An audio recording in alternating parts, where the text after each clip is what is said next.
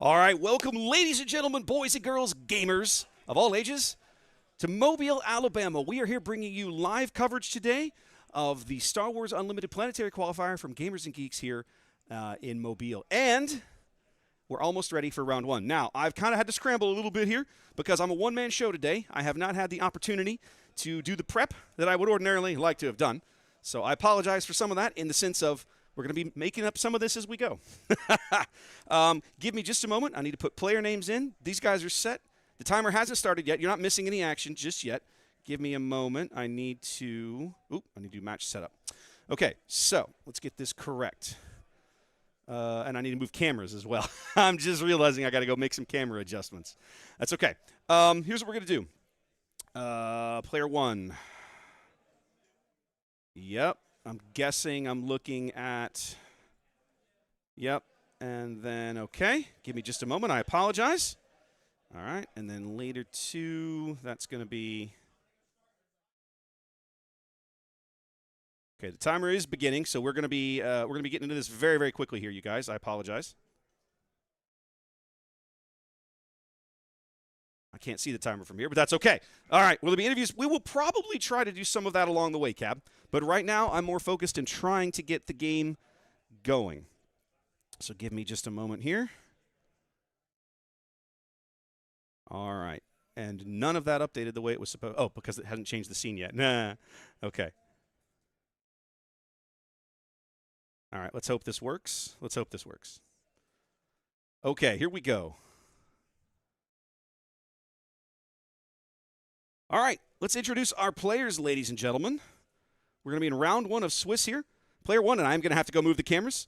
We've got Brad, hailing from Gulfport, Mississippi. Gulfport, Alabama. Gulfport, Alabama. I'm really bad at this. It's been a hot minute. Anyway, Gulfport. And on the right, we've got Scotty, and he is going to be a local here from Mobile. Let's get into this. There is, okay, good. All that did update correctly. Awesome. Fantastic. So we got a Han and Hera, pure color matchups on both sides. Let me go make a couple of small camera adjustments, and I will be right back. I believe time has started, so we'll start the timer. I apologize. The mic might make a little bit of noise here.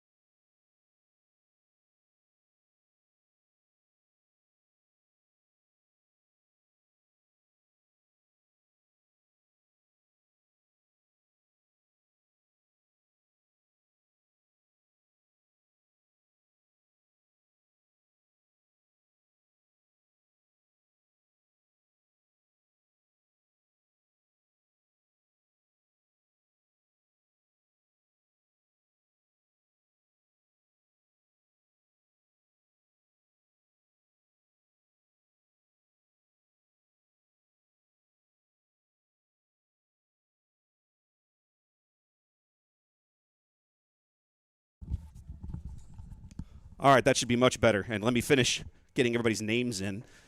I forgot that step in match setup. This is Brad.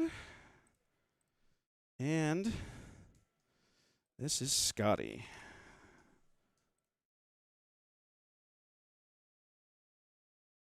There we go. We've got it now. All right. Kicking things off. Brad coming in with a quick and dirty Crafty Smuggler.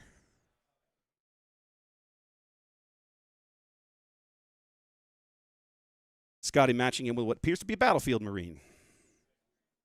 Nice and simple. Fairly easy first turn for both players. Scotty did take the mulligan there, looking for something. Hera's a leader that I have never been able to make work. It has been a hot minute. I remember trying her with blue back in the day, but I have never been able to get, ooh, I've got the, oh no, the base health correct. I've never been able to get her to work quite right. Both players just taking those starting units and smashing into each other's base. I'm already going to have to go. I can see I'm already going to have to go adjust the top-down camera. What we got going on here? Ah, some liberated slaves.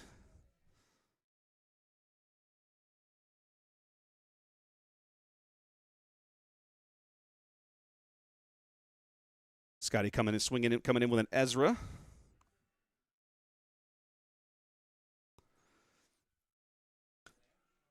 Both players not really interested in each other's units right now. At least, not yet. Cab, it's a fair question. Chat asking about reaction to filming, but with the players how they react to this sort of thing. What I'm doing today, Cab, is I am simply as the pairings go up, I am inviting people to come to the stream. We can't really require them. That's kind of not fair.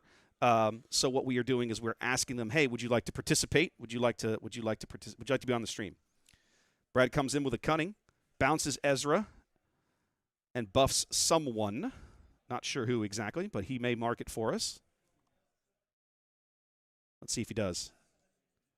He's digging for the right token. Brilliant. Okay, so he buffed the smuggler. Scotty comes in with a fleet lieutenant.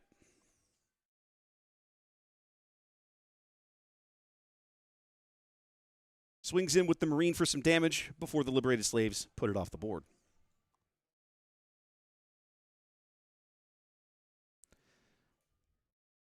Smuggler's Big Six goes into Scotty's base as well.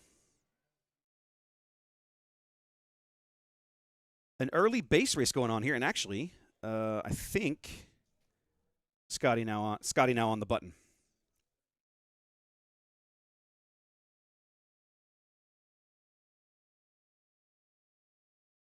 It's the first time I've seen anybody play with a PSA graded showcase leader. That's interesting.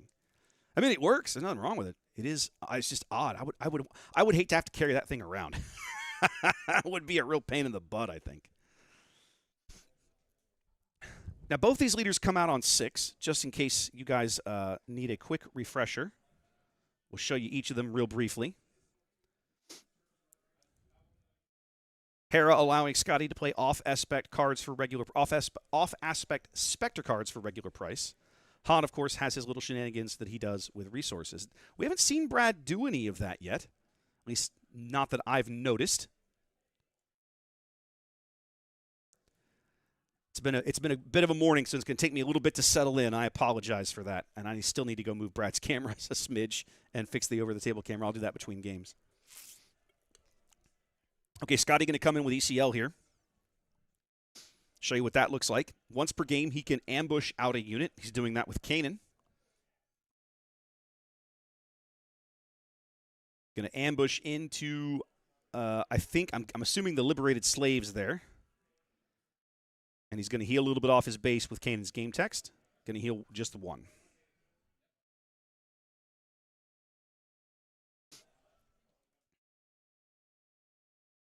Probably a little early. I mean, it's probably not the play he wanted to make this round. Generally, when you go for that ambush, you're looking for something, I won't say potentially more impactful. Oh, he's got Chopper on the board. I missed that too. I missed him getting Chopper out. We'll go ahead and show you guys that real quick just so you can see it. His little 1-cost Chopper there. It's going to come in with a Rebel Assault now. Trying to race here.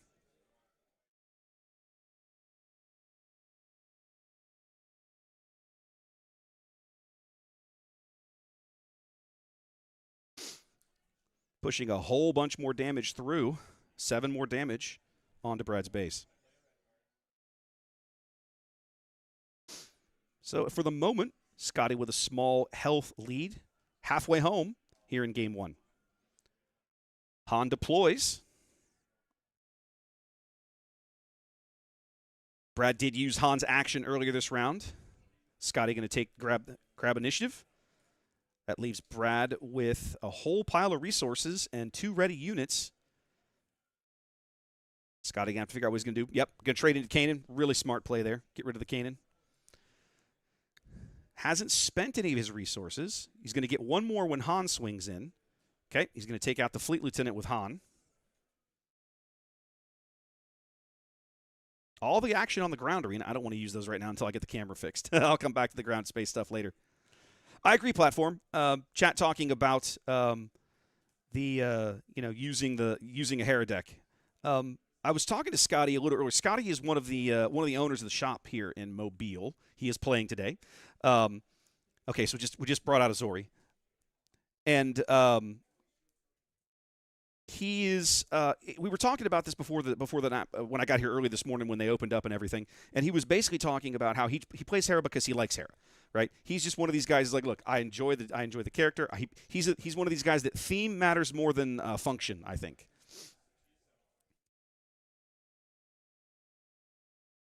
So Han with a somewhat commanding presence here in the ground, but it's Hera's big coming out party this turn. We'll have to see if that is impactful. Hera's one of those leaders that most of her impact happens long before the game begins, in the sense of it allows you to build things in your deck a certain way.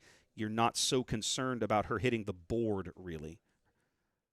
Coming in with a Ghost. That should allow him to shield up Chopper. Yep, Ghost comes in with a shield. Chopper coming in with a shield. That's going to be a threat that Brad is going to have to answer next turn, but for the moment, nothing really exciting. Pretty sure that's just a surprise strike. For 7. Still a solid hit. Chopper coming in for 2 more. And ditching a Falcon off the top. Chopper, if you remember, has got that really nice little game text that allows him to ditch cards off the top.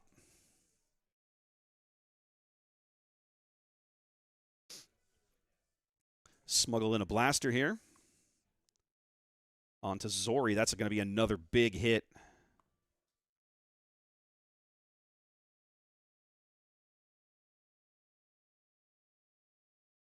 What is that? It's going to be a hit for 6. 6 to base there. Down to just a handful of HP on Scotty's base as Hera does enter the board. She swings in for 4, but he's got it. Where's it going? He can't win the race at this point, but that's what he's trying for. Interesting. I am off somewhere on... There we go. That matches what Brad is showing for his health.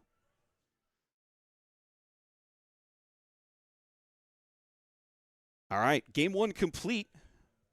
No, we're not there yet. They are readying, but, I mean, we're 1 action away from this being over here.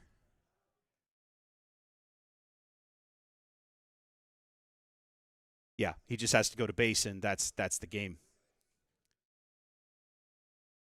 And that's it. Yeah, you're done. 25 health. There you go. All right, they got it.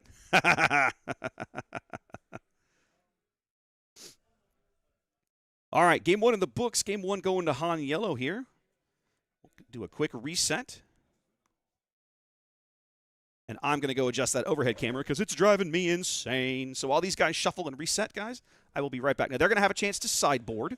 What I will do is let me pull the camera back and let's see if either one of them make any sideboard choices here. That gives me a chance to go mess with the camera. So, uno momento. Looks like we are going to reach for the sideboards. I will be right back. A couple more camera adjustments to make.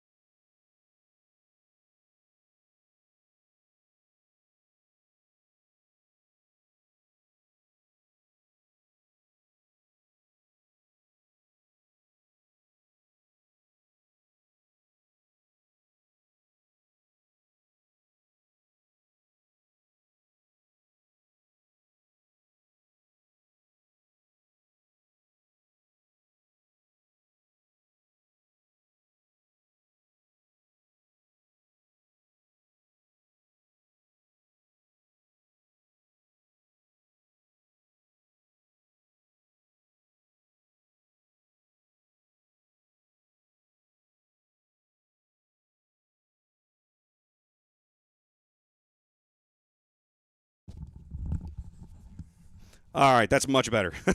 You guys will appreciate seeing more of the table and less of Scotty's legs. All right, let's try this again. Let's come back to here as we get set for game number 2. So both players a little bit of sideboard action. Now, I'm not going to be able to talk about deck lists or sideboards. There are 59 people. That's correct. We have a total of 59 folks today. There is a Brian here in the round. They told us 60, and I guess someone who had maybe pre-signed up or something didn't make it in the end. So I was talking with our head judge yesterday when I was here doing setup, and originally in the way the tournament rules were constructed, both players would have access to deck lists throughout the event, in the sense of at any point during the event, you could basically grab your opponent's deck list and go have a look at it. They've changed that rule. That rule now only kicks in the top 8.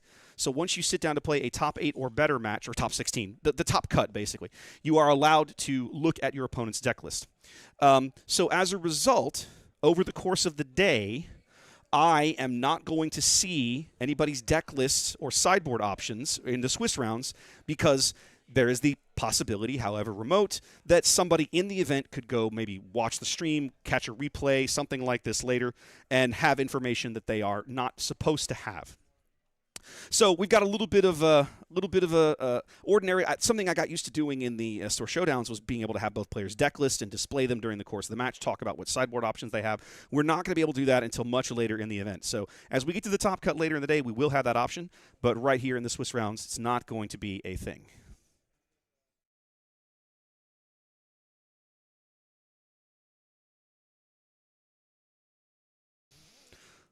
All right, a little bit of shuffling, doing things ready. Scotty's card, by the way, Scotty's hair there. He's a huge Hera fan. I was talking to him this morning when I was coming in, getting everything turned on and ready for the stream. And he's got one side of the card signed by Vanessa Marshall, who, of course, was the voice of Hera in the animated series Star Wars Rebels. The other side of the card is signed by Mary Elizabeth Winstead, who played Hera in the live-action version when she appeared in Ahsoka a couple of years ago, which I thought was really neat. I was like, okay, that's actually pretty sweet, right?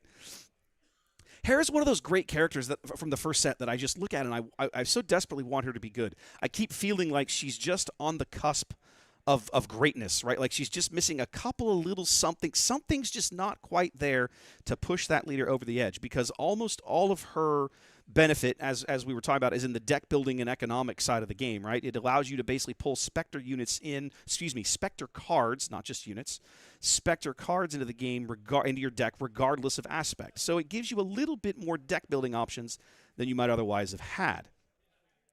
But in practice, that has not played out to be super impactful on the board. I've seen people play successful Hera decks, but they have not necessarily had great success in competitive play. All right, looking at hands here.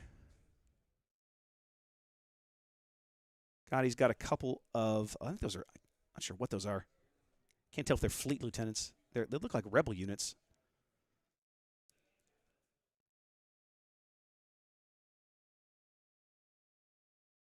Is that the Rebel Saboteur? I think that might be what that is, which is not a bad card. A 2/3 hero-only Saboteur is actually really solid. I mean, if I was Scotty, I'd be seriously considering that as my turn 1 play against one of those goofy, crafty smugglers. And he's got 2. Let's see what he does. I really like that play. I was playing Kylo a few weeks ago in my PQ, and I kind of doubled up on some early Saboteurs. Yes, that is a fabulous card for him to draw this early in the match. Pathfinder, excuse me, Rebel Pathfinder. Han going to do his shenanigans. That allows him to start the game with Bodhi and go fishing, but come up empty because Scotty's hand is full of units. Bodhi Rook lets him take a peek and discard a non-unit card, but Scotty not having any of that in his hand, and on to turn 2. Now, I really like that play from Scotty. It didn't work out this game. Of course, Brad not coming up with the crafty smuggler, but still, I love having a 2/3 Sab on the board early in the modern game. It feels like they're so good against village protectors. They're so good against crafty smugglers in L3, and there's a lot of Han out there in the environment right now, so that's totally a thing. Scott coming in with 2 to base. Brad deciding on his turn 1 play, he's just going to kill the Sab, or kill the Pathfinder, excuse me. Scotty's going to ramp with a resupply. I love this play. Card's even got hair on it. How about that? Han going to do Han things. Drop a temporary resource down.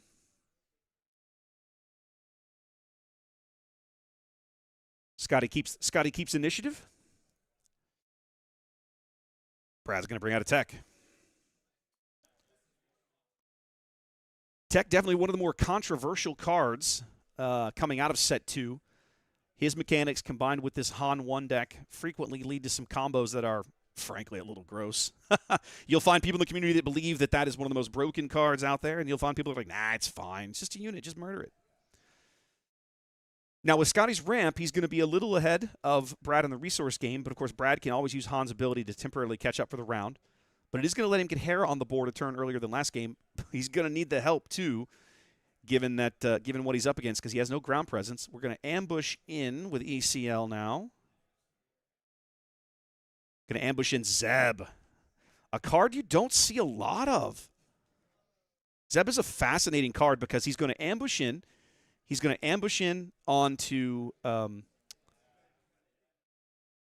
forgot what other unit he had out there. Oh, he's going to kill the tech, and then when Zeb attacks, he can deal damage, and he's going to wipe out the Bodhi. So with 1 play, Zeb clears the board there as the Gamorrean Guards come in for Han. But, of course, the Gamorrean Guards, a solid 4/4, not a Sentinel at the moment. Let me pull the card up here for you guys. These guys.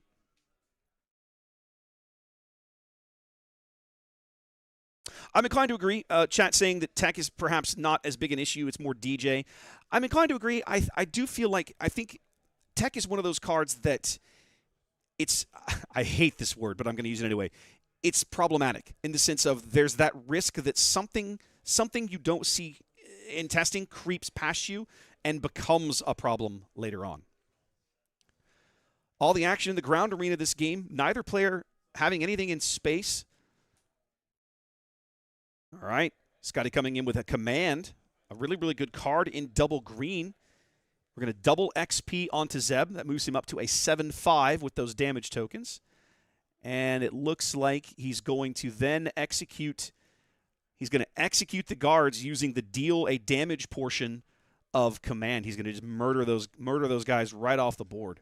That is a big Zeb. Now, if Brad's sitting on a waylay, now's the time. I'm just saying. Doesn't look like it. He's going to use Han's ability and get to 6 resources, and there comes in a big hit to base that makes Zeb very happy. If I was Brad, if I was Scotty, I might have waited on that. Actually, let me have a look at Zeb again. Again, I don't remember the text of everything. What does Zeb do again? When he okay, he has to defeat a defend. Okay, he has to kill a unit to get his free damage. That's the thing. There we go. Now Zeb being as big as he is means that Han can not just clear him. It's going to take another card from Brad. I'm not sure if Scotty passed or took the initiative there. He's got 2 resources left. Han comes into base. First damage that Brad has broken through this game. Leaves both players on 21 HP remaining. Brad with 7 resources to spend. Looks like he's got about 2 or 3 cards in his hand.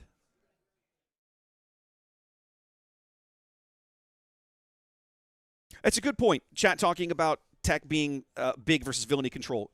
100%. I mean, I understand. There's a reason tech is so good, right? There's so many reasons that tech is so good. It's just more that it's one of these. It's one link in the DJ combo that a lot of people feel is very gross right now.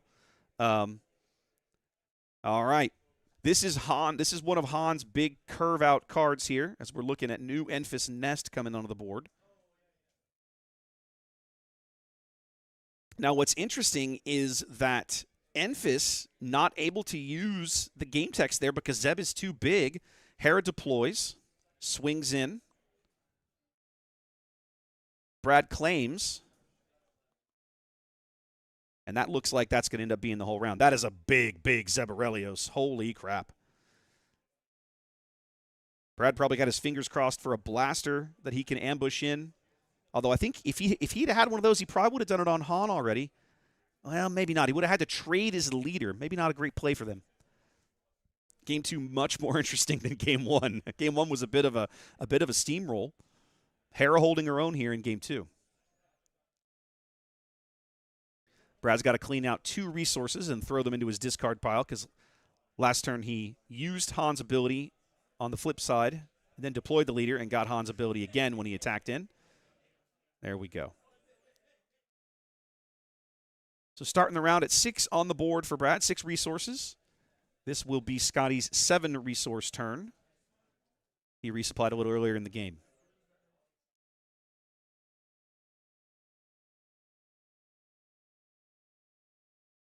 That is an 8-6 Zebrelios. If I am Scotty, I am very, very unhappy that I did not claim initiative because, wow. I mean, I understand why he brought out Hera. I completely get it. But, man, that Zeb is such a huge threat that Brad has to answer. He's got to do something with it. There it is. He did draw into the blaster. I think he's going to just trading out for Zeb here. Or is he going to base? No, he's got to trade out for Zeb. Yep. Good play. You've got certain threats on the board you have to answer. And an 8-6 Zebrelios is absolutely one of them.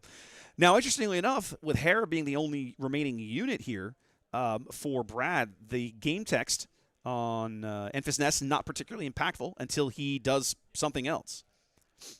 Scotty going to take a quick peek at his resource row here, look and see what he may have hidden down there for smuggle cards. I keep waiting for Scanning Crew to become a big, big, big impact card in this meta, but it just seems to be only creeping in. Thank you for the raid board game, James. Welcome in. Oh, the other thing I need to do, Xanda, I'm going to make my. Between rounds, I need to pin the melee, the tournament page for this event. Make me a note. Okay, there we go. All right. We've got a Sabine in hand, but this is new Sabine, newish Sabine from Twilight of the Republic. She is, oh, wrong card, wrong player. Apologies. Let's try again. Right card, wrong side of the board. There we go. She is a Spectre, coming in at 4-4. We're going to ambush in another Blaster to murder Hera and push Sabine back to hand. Oh, that hurts. That hurts. Enfys is going to be a problem here for Scotty. He's got to clear that unit, especially with that blaster on it. That's a big, big problem.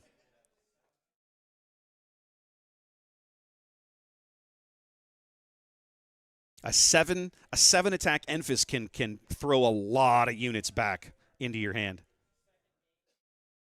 Xanda, I'll take care of it between rounds. Thank you for the reminder.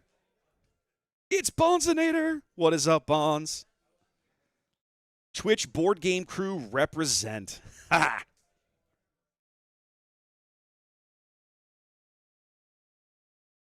All right, Scotty's sitting on a couple of Canaans. I see a command in there. It looks like we know he's got the Sabine because it just got bounced. I'm a little surprised. One of the cards we haven't seen from Scotty is Sabine's 2-cost unit. That is such an efficient card. I don't know if he just hasn't drawn one or what. Right now, any unit that Scotty plays is going to get smashed back to hand. Yep, he's basically got to wait for Enfys to. He's got to wait for Enfys to smash his base, which is not something you're excited to see or say, but I mean that's reality. So we're going to put Kanan on the board, and then he's going to ambush into him with Han. A game that was going pretty well for Scotty feels like it's going to get away from him now. Han coming in and dealing all that damage in advance. We're going to go back to command here for Scotty. Let's see what he does. Looks like he ramped and took a unit out of his discard pile, if I followed that sequence of events correctly. But with 13 damage on the board, it's looking, I mean, you've got lethal here. Oh, you're not, you don't have total lethal. You're very close to having lethal if you're Brad. 14 HP left on Scotty's base. 13 possible damage showing on Brad's side of the board here. We know here comes Enfys. Yep, straight to the face. So a surprise strike can end the game now. Well, Bonds, welcome in. Good to see you. We've come a long way from home this morning. I drove about 9 hours yesterday to come to Mobile from Houston to cast this event, and I am excited to be here. I've been building up to covering this kind of event for many months now, with working on the overlays, the setup, the gear. It's been an adventure, but we're finally here, and I'm excited. My only disappointment is I wasn't able to find someone else to co-cast with me.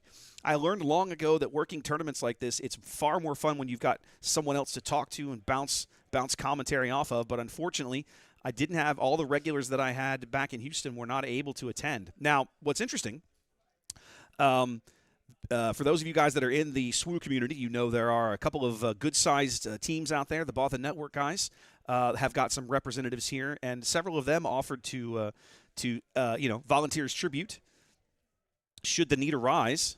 Oh, Scotty's got a timely intervention. That's going to let him ambush in a Kanan. Now, he cannot clear Han. It's going to let him heal a bit. He's going to trade with Infus and just get the heal. He got 1 point of healing out of that, which is not going to be enough. Oh, hang on, 16. Oh, you got 2 points of healing out of that. Hang on a minute. I think the cunning is going to do it. That's going to make Han a 10 attack when he swings in. All right. So he did the 4 attack and ditch a card out of the cunning. As we're coming in, Han swings to turn 10, and that's the game. Well played from Brad. He was kind of on the back foot for the first, I'd say, 2/3 of the game, but finally able to get to his big units and stabilize there at around, about 7 or 8 to 7 resources or so. So a 2-0 win here in round 1 for Han Yellow. But I got to say, Hera Green surprises me. That's one of the better games I've seen out of Hera Green, and I want to go see this deck list. That's one of those deck lists that I think I'm going to go home with a picture of and mess around with just to see what I can see when the time comes, because I think that's going to be interesting. All right, guys, let's come back to here for a moment. So there are about 25-ish, 24-ish minutes left in the round, so we're going to take a bit of a break. Just to prep you guys for what's coming over the course of the day, we're going to do 3 rounds of Swiss play. The organizers here are then going to take an hour break for lunch, so we are going to have a decent-sized gap there in the middle, and then we're going to come back for 3 more rounds of Swiss. We've got a total of 6 rounds of Swiss today. 6, yes. Make sure I got the right number of fingers up. 6 rounds of Swiss today, and then we'll do a cut to top 8. So we'll have at least 9 rounds of play. Because we'll go to top 8, then we'll have top 4, and then the finals. So probably all in, you're probably looking at about a 10-ish hour cast, if not maybe a little longer, because we're going to lose a little time for setup and people moving around and going in between games and so on and so forth. Okay. Thank you, Bonds. That's really kind of you to say. I'll be honest. That's the goal I'm looking for. Like, that's the goal, right? But sometimes it doesn't always work out. Sometimes the tech defeats me. If you had seen what I went through the first time I took this gear on the road to just one of my local shops in Houston, I loaded the car up. I went 20 minutes from the house. I set it up, and then I spent like 3 hours arguing with one of the camera over the table that just flatly refused to do anything. It was a nightmare. We've come a long way from then. That was last June. So, guys, this is a really good mic. I like this mic. I went to the trouble of investing in proper headset mics. Hopefully this one doesn't bang around and make too much noise, right? I've got a second one over here. I should mute that guy if I can. Partly because we're going to be probably having some other folks. Oh, good, it's not picking me up. We're going to be having some other folks join us over the course of the day. You heard me mention, again, if you're a Star Wars Unlimited fan, you know there are some of the Blonde Sabine crew here. And at some point in the day, I'm probably going to have some of the store guys in to talk about Gamers and Geeks here a little bit, give you a bit of a precis on the store. They were kind enough to let me come in, use their power and Wi-Fi for the day, set up and everything, and it's been really good. So, guys, listen, we're going to take a little bit of a break, get up, stretch your legs, get you a cup of coffee. We'll be back in probably about 20 minutes as we start to look at pairings for the next round. In the meantime, I will see you guys then. Peace.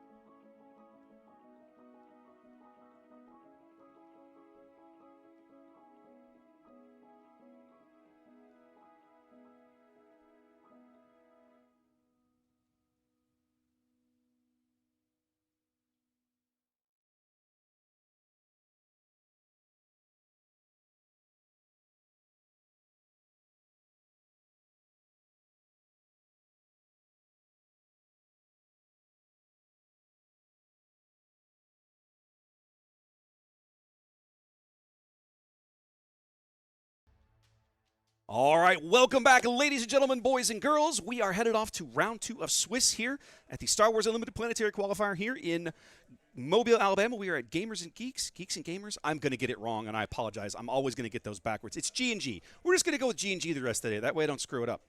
All right, let me do a little bit of match setup here. We are going to be looking at, let me get these names correct. And then here.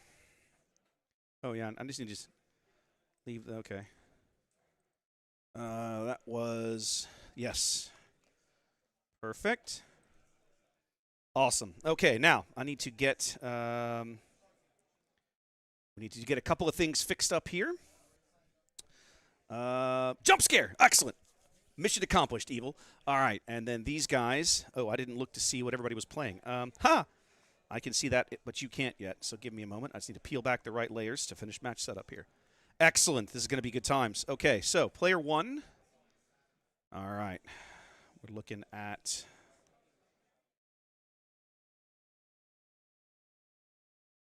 And player 2.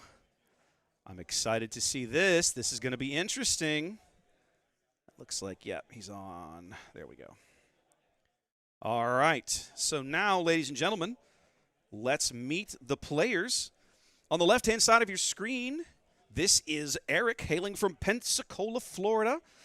I met Eric several months ago. He came to Houston. I say several months ago. I think it was late last summer. He came to Houston, met him at a draft. He was learning to play the game, had a blast getting to know him a little bit. Going to be good times to check him out. Check him out. Check out his deck today. See what he's up to. On the right-hand side of your screen, you can be looking at JD. JD's from Biloxi, and he is going to be on Palpatine Yellow today. Eric bringing Han 2, our red aggro Han with ECL. So let me get to the right button here, and we're going to do a little bit of that. Oh, that did not update. Why did you not update? Let's try again. I literally just went through this. All right, well, some things updated and some things didn't, so give me a moment while I go back and finish some setup things. Obviously, some things took and some things didn't, but it matters because it impacts certain other things. So let me finish reprogramming this.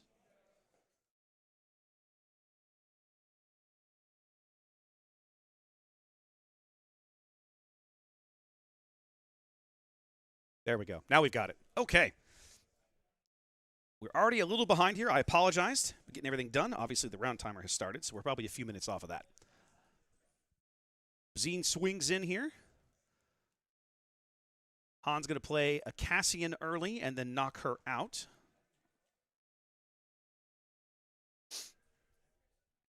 All right. And going to chime in with a Sabine. And then JD's actually on the button. I'll fix that here in a moment. There we go. Looks like JD resupplied that turn. So he's a resource ahead, which is typical solid play. And then we added a clone deserter as well on Han's side of the board. Nice little one drop. All right, we're going to Traitorous on Sabine. Not totally. It's a pretty common. I would say a fairly common play. It's not an uncommon play from Palpatine. Palpatine likes stealing your units and either sacrificing them with his game text or throwing them back at you or something along these lines. Eric's going to trade his own Cassian into his own Sabine, which feels terrible, but I mean sometimes you got to make bad decisions in this game. I won't say bad decisions. Let's say uncomfortable decisions there. Going to get a red 3 and then swing in for 3 onto Palpatine there. And restore 1. Oop. We are in round 2. I need to go back and fix that. There we go. All right. I'm going to ambush in with the lackeys. That was a very, very popular card back in set 1. You don't see it as much anymore, but still a really, really good one. A 5-drop, 5/4 ambush. Takes out a lot of different things. That can take out a Sabine, for example. Red 3 swings in for 3 more. JD doesn't have an answer in space at the moment. Probably wishing he had saved the Traitors for the red 3. Han's going to deploy. to 3-6. JD claims. And now Eric on 5 resources in his leader on the board. Kind of free to run the board here. See what he does with it. Still sitting on ECL.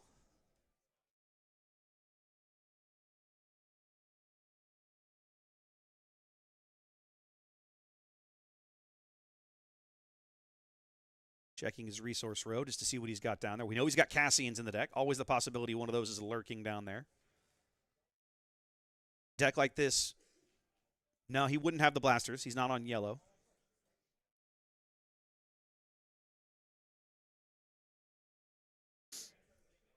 Eric kind of carefully thinking through here. Not totally surprised. Got to make sure he makes the right play here. All right, so he's going to play an Adelphi a little ahead using Han's ability, and that Adelphi allows him to swing in. Let's get this correct here. So he uses Han's ability to cheat out the Adelphi. That's why, wrong player. That's why it has 2 damage on it, right? And then he swings in for extra damage with Han to clear the Syndicate lackeys and leave him with a wide board and nothing on the board for JD. Now we're getting close to Palpatine's big coming out party. We are on the 7 resource turn here for JD. Should be the 6 resource turn for Eric on the left. JD running a bit ahead. Played that resupply earlier. JD on the button, gets the first action.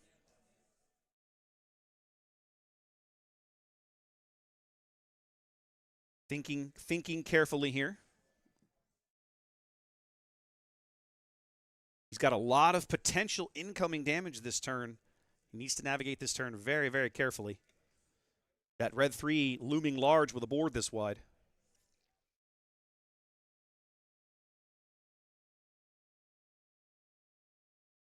He's got a 5-drop. That's another lackeys. He's going to trade into Sabine.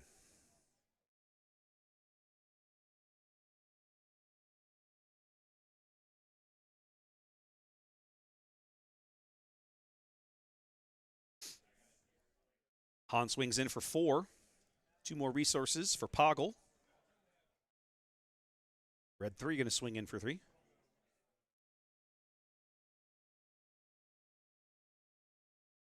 And then the Adelphi is going to swing in for 5 big ones.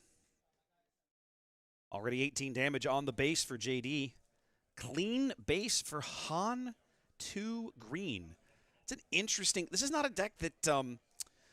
not a deck that you would have expected to see. I was talking to Eric a little bit about this earlier. He came up to me. He was surprised to see me here, I think. There's a Cassian smuggled out of the resource row. Coming in ready with that red 3 on the board. That is 4 more damage. That's a good play with red 3 sitting out there. I love this. 4 more. He's just going straight for the jugular. He knows he's going to be looking at Palpatine next turn. He's probably going to lose... He's going to lose something. He can't lose his leader to Palpatine, but he very well might lose that Adelphi. Hera did lose 2-0, unfortunately, Gabrielle, but it was a good match. The second game in Hera really surprised me. I had a good conversation with Scotty after that game.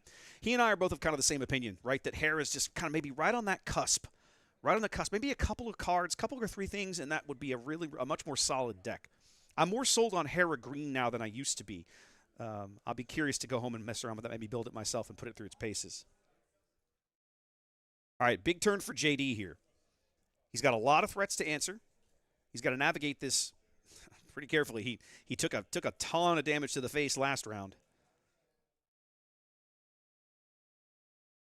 All right, we're starting with an overwhelming barrage.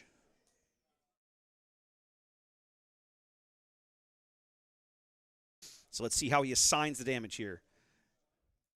He's got 7 to spill out. There's 4, 5. Clears Han. 6, 7. 2 more on the red 3. Looks like he might want to try and either steal the red 3 or murder it with Palpatine. He's got the resources to just kill it and draw a card. Eric probably wants to swing in with either it or Cassian now to get that raid advantage. Cassian would put him on 4 HP. Cassian's the bigger hit.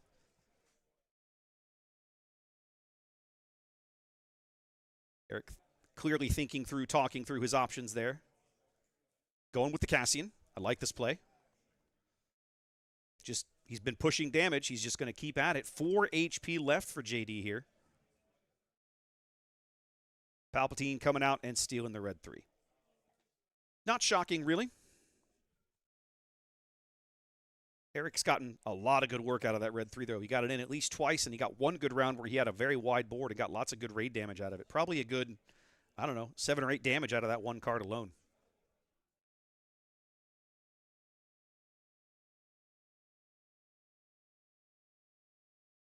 Now it's JD with the wide board, and Eric kind of trying to figure out how to close the game out here. He's only got 4 HP to deal to JD's base. No ready units. And Han's exhausted. So anything he brings in this round, unless he uses either ECL or a timely or something like that, cannot come in ready. Now, of course, ECL would only allow him to attack into a unit.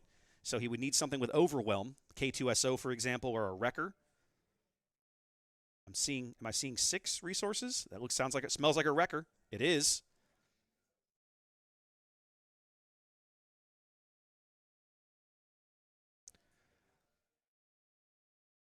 So by the time we blow up the lackeys, and it looks like we pushed through 2 more damage. I've got to get the right card up here. Give me a moment. I apologize. There's Wrecker.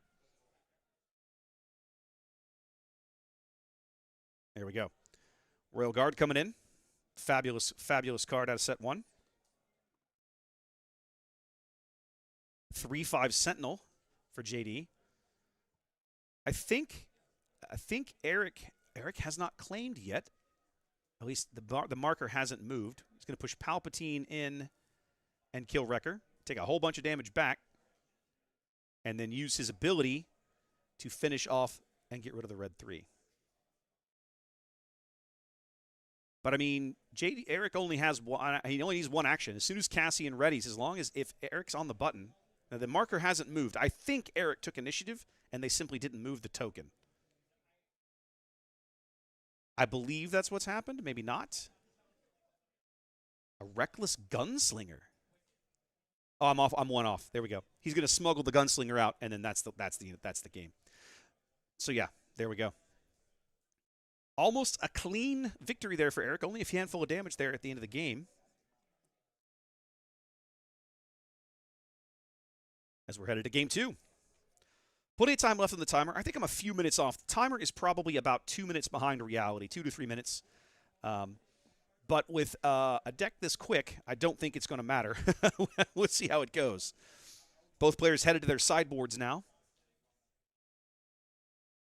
Now, one of the reasons, we mentioned this earlier in round 1, I'll say it again for the benefits of folks coming in. I'm going out of my way to not show decks and sideboards in between games because that is information that the players should not have, and anybody could theoretically watch the stream and see that, right? You're not allowed to see deck lists and that sort of thing anymore until the top 8. And by the time we get to the top 8, my intention is that I will have screenshots for all the various decks in the top 8, and I will be able to talk about that in between game, talk about sideboard options and that sort of thing. Oh, Seraph. Chat going on about he loves seeing Palpatine lose. Man, let me tell you something. Your faith in your friends is yours. It warms my heart to see Palpatine getting played at all. He's one of the more challenging leaders in the game, in my opinion. Not impossible, just one that he plays very differently, right, than most, I think. And while I like that about him, he does lead to some pretty significant challenges.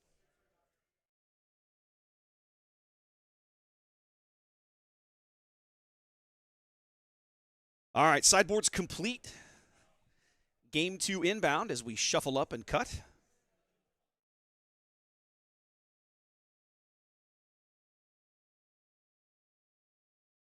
I would love to hear the conversation they're having now. Getting audio off the table is something that I'm still working on. I have the tech to do it. I brought it with me. I was talking about this with some of the guys earlier. JD going straight for the mulligan, like, nope, this is not a hand. Eric's hand looking pretty good. He's got an A-wing over there to get things started, and some other cards that didn't quite see what he resourced. He's got, is that 2 Wreckers in hand? Oof. But I've got the tech to mic up and get audio off the players on the table, and I decided I wasn't going to mess with it in Swiss. I may try it in the top 8. I haven't spent enough time working with the mic setup that I brought and getting levels adjusted and everything, and I kind of didn't want to do that on the fly. I'm trying to innovate this setup in bits and pieces and not try to do too much at once, which generally leads to failure. You can see the base and heroes. You can see the bases and heroes. So here are your leaders for each side. Han allows you to cheat things out a little cheaper. Palpatine allows you to murder units and draw cards. He deals, I say murder units. Notice just straight up defeat a unit. Yep. And then the bases, on the right, it's just a straight yellow 30-point base. And on Eric's side of the map, we have the solid energy conversion lab that allows you to ambush units out. Seeing Bazine early again as we get into game 2. That allows JD to have a look at Eric's hand and throw something away, but he has 2 really good turn 1 plays there. He kept an A-Wing. He's got an A-Wing, a Red 3, and a Battlefield Marine. He's going to ditch the Wrecker, try to play the long game. I'm curious if that's going to come back to bite him. I almost feel like if he's not careful, he may find himself swarmed off the board with that many early plays, but let's see what happens. Eric obviously his question is he going to go high or low? He's going to go low. Going for the Battlefield Marine so he can knock Sabine around, or Bazine, excuse me. I think I might have gone A-Wing there, but I don't dislike this play. No, Bonds, it's a good point.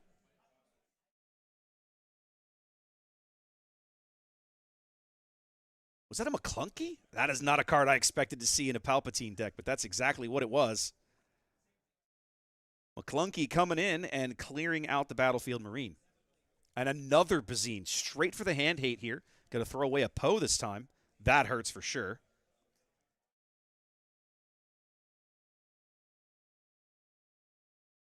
Han getting an R2 onto the board.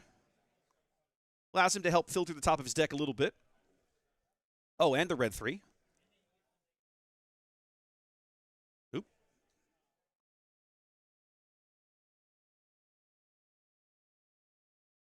So R2 is a 1/2 unit with raid 1. It's a little odd, but, I mean, Bazine can't kill him, so, you know, that's kind of nice. Now, JD hasn't had a chance to ramp, but he's also not quite so far behind. He was kind of getting smacked around a little early last game. This game, he's managing the early game pretty well. There comes the P-34, or P-38, excuse me. Throw a damage onto the Red 3. R2 going into base, filter the deck a little bit. There's our first base damage of the game, first blood going to Eric.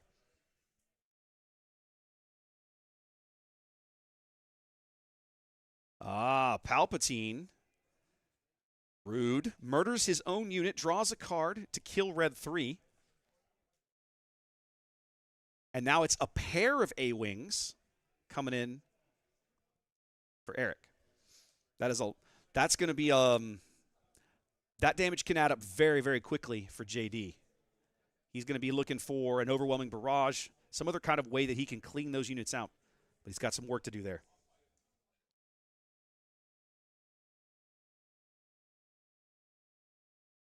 Okay, so we're going Merciless Contest.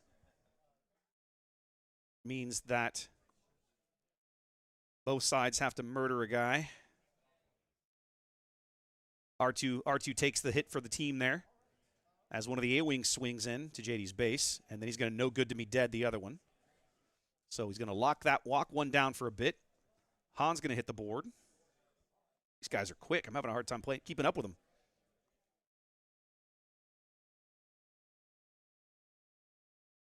Han's going to come in and hit the base for 3 more. As we back him up on the board with a Poe. Poe Dameron, of course, one of the big cards coming out of set 2, a really, really solid Hero Red. So many good cards in Hero Red. It's one of the reasons Sabine stays so good, obviously. So many good support cards around her. Eric still has ACL available if he needs it. 6 resource turn for both players coming in. And now we're looking at a change of heart on Poe. Ladies and gentlemen, that is rude. I love it. That is so rude. Now, he only gets it for the round, but it is still rude. He gets to do mean, mean, mean things with that card. Poe, for example, can just murder Han. That's exactly what he's going to do. Knock him out. Knock him right off the board. He's going to discard a No Good to Me Dead to deal 2 damage to the ready A-Wing. He's going to swing in for 3 more. And then I'm betting we're going to see... No, he can't use Palpatine's actions because he's out of resources. Han has his entire resource pile available. What are we going to do? Going to smuggle into Cassian. 3 to base.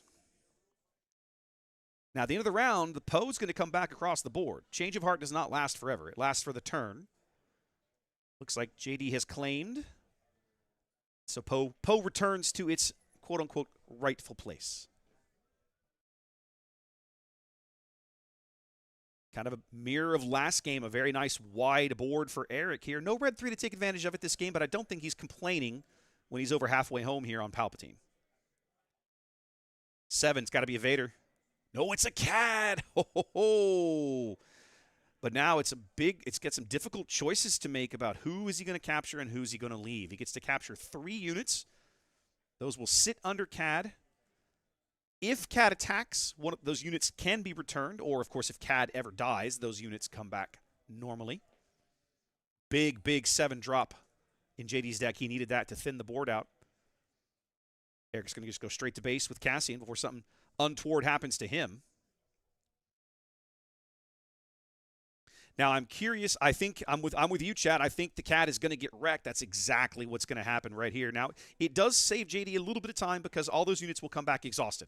So we're going to throw away a resource. We're going to deal 5 to CAD. We're going to ambush and trade, and it's going to be 5 overwhelm damage on the base, as well as the return of all of those units. So CAD's moment of glory is somewhat short-lived here, but it does buy JD a little time, but I think in the end, it's not going to matter a lot. Looks like JD's claimed, and we're on to Palpatine's big turn, but is it going to matter? He needs to have an answer for Poe right now, and it looks like JD's just going to scoop it up. Whew. Quick match, ladies and gentlemen. Goodness gracious. Well, a 2-0 win for Eric. Looking good on Han 2 ECL here in the early going of the day. That was that was a much faster match. I agree, Seraph. Now, it's interesting, we were talking, I was talking to Eric briefly between rounds. I didn't let him know I was going to be streaming this game. I wait until the matches are set, and then I go inquire. But, we were talking between rounds. Eric had a very tough matchup last round. He was playing Anakin Blue, right? And, of course, Han brings in units damaged. Anakin wants to be attacking into units. That's quite literally his ability and the way he works. And he basically said he had won that match, but it was something that he had to navigate through and play very, very carefully.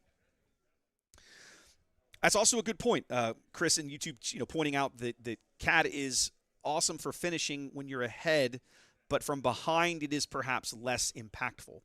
And I think also, JD playing that with ECL on the board, he's got wreckers in the deck, and one of them is the discard pile because you took care of that earlier. But you just have no necessarily you don't specifically know exactly how that's going to go. You kind of just have to sort of hope for the best.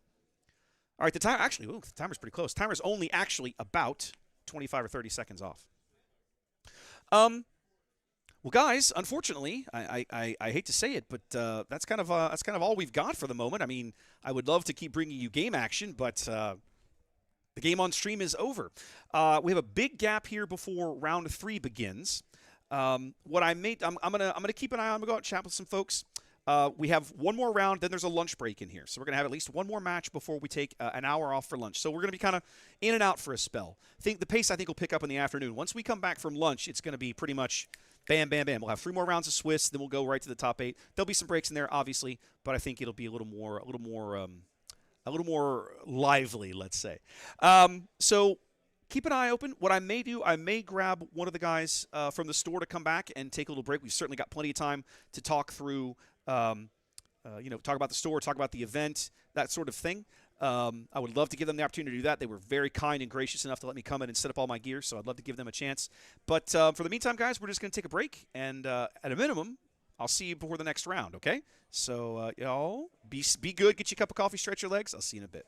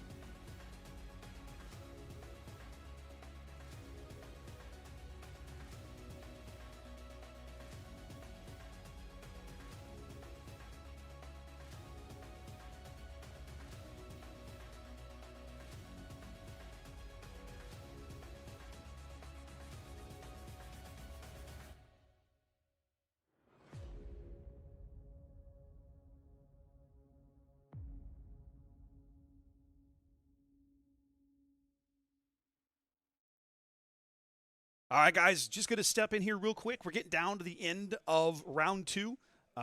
Just a few minutes left, so I will be back shortly. It's time for me to head over to the judges' table so I can pick out my next match. I know what I've already kind of got a pretty good idea of what I want to pick out.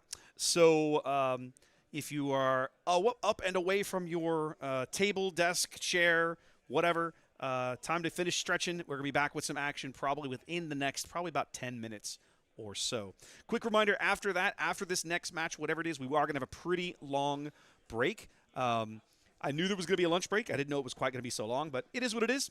In the meantime, guys, back in a few, and see you then.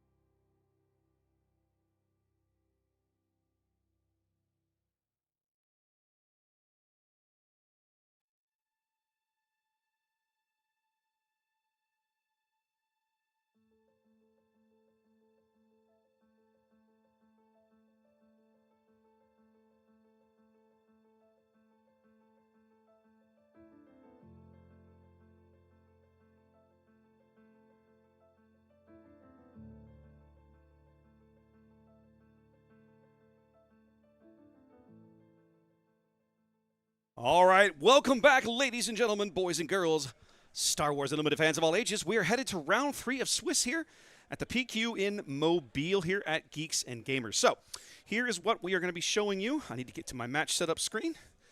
We are going to be bringing you guys Cole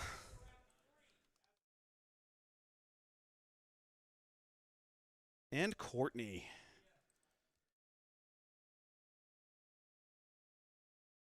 Okay, I just heard him start time, so we'll get that running. And all right, let's meet our players, ladies and gentlemen.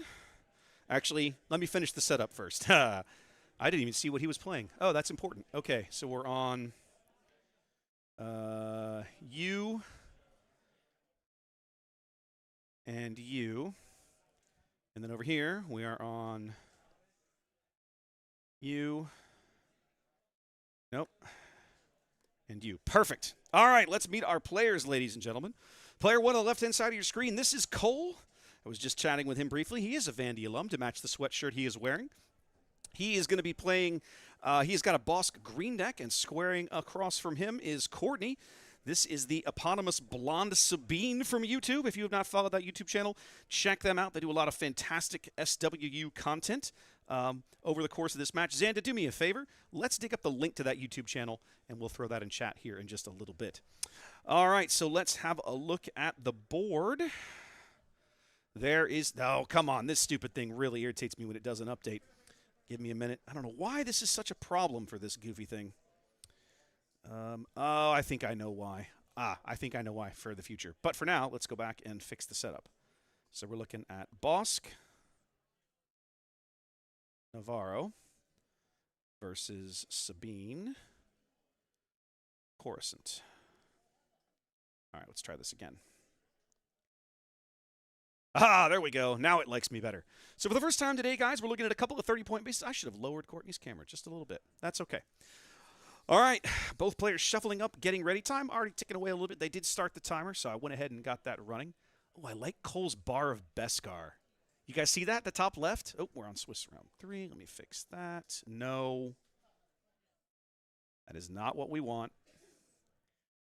Hit the wrong button again. There we go. There's Swiss round 3. Bingo. That Bar of Beskar as an initiative marker, that's beautiful. I love that. I love that.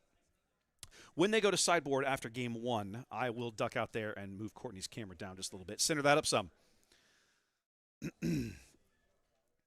Now, Boss Green, this is going to be an interesting matchup, right? Because Boss Green wants to play the long game, right? You're looking for the big top-end stuff, and you're looking to curve out your opponent to get there before they can, right? You're looking at dragons, invaders, maybe a devastator, maybe a relentless, that sort of thing.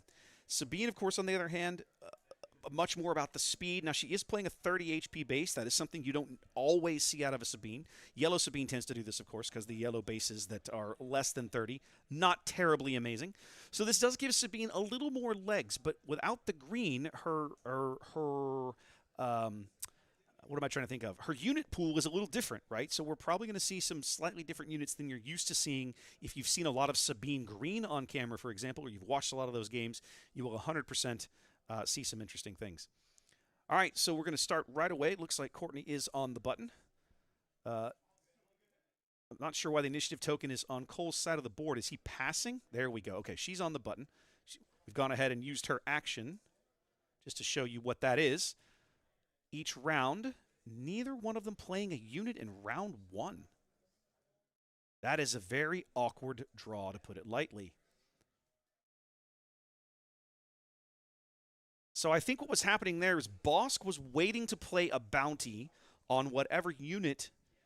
I think Cole wanted to play a bounty on whatever unit Courtney played, but Courtney either didn't have or didn't want to play a unit, just opting for the ping and going straight into regroup and resource. All right, coming in here with a Falcon in the wrong arena, but that's all right. Doesn't matter. It doesn't really matter. Let's see. So we've got a little bit of this action here. And a super laser tech on the other side of the board for Bosk. Sabine going to do the pinging. Falcon going to swing in.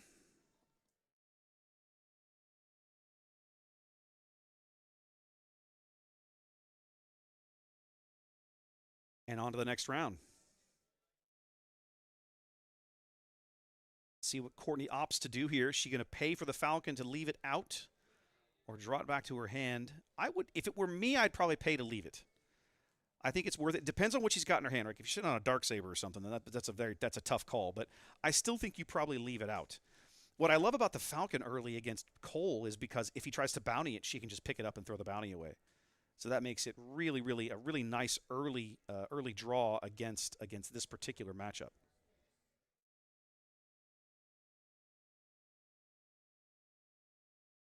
Courtney's still trying to figure out what the resource here, thinking it through. She is going to pay to keep the Falcon on the board. I like this play. I think it's what I would do in her shoes. Cole's still contemplating, debating his resource. No, okay, he's already moving on to the play. All right, so he's going to play Bounty Hunter's Quarry on the Falcon. That's a good play, but he's kind of banking on, that means he wants to collect the bounty this turn. Because if he doesn't, Courtney will just pick it up.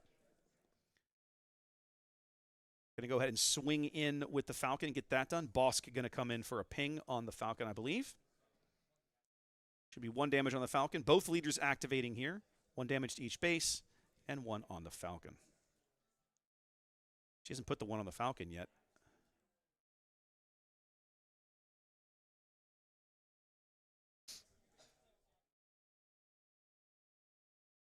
Yeah, I made the mistake of adjusting Cole's camera, not Courtney's. We'll fix that after game 1 here. Cole's action after Courtney activating Sabine there. Thinking through. I'm still surprised they haven't put this damage on here. He's used Bosk, but I still don't see the damage on the board. Trying to figure out how he thinks he's going to pull this off. I think he passed just there. Courtney's got 3 resources. She's spending these on something. We're waiting to see. Going for a Cassian, right out of the hand. The untraditional way, but still a solid unit with plenty of HP. He's going to be a challenge to get off the board for Cole, at least early. Now, why? I'm not sure why that's a thing. Why would he be weaker right now? Oh. Smashed the super laser tech into him, so he took 2 damage. That's what it is. They're going to deploy Sabine, swing her in, and Bosk. So both leaders coming out now.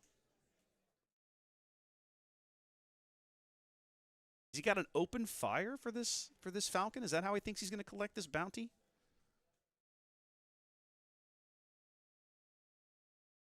Okay, we got a price on your head for Cassian. Courtney's going to claim. Bosk going to smash into Cassian, take 3 back, and then ramp with the price on your head.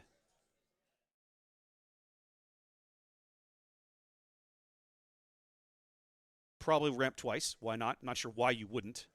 Guys, you have damage markers. You don't have to. I don't know what they're doing over there with the -3s. That's so weird. That's a weird way to mark it.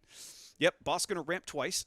So he's going to go to 8 resources right here as Sabine is going to be sliding into 5. I'm not sure why they're not using damage tokens on their units, but okay, sure.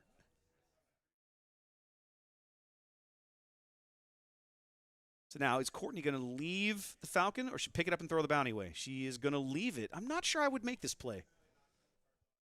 Personally, I think I would have let it go just to mess Bosk up and not give him the opportunity to double claim that one. 2 free units sounds pretty amazing if you're Bosk. Yeah, I was thinking about the open fire, but haven't seen it yet. I mean, maybe he might draw into it. I don't know. Courtney on the button with a 3 resource play here.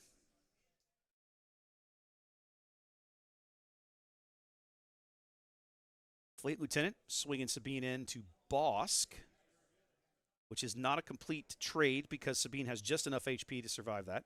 That feels pretty good.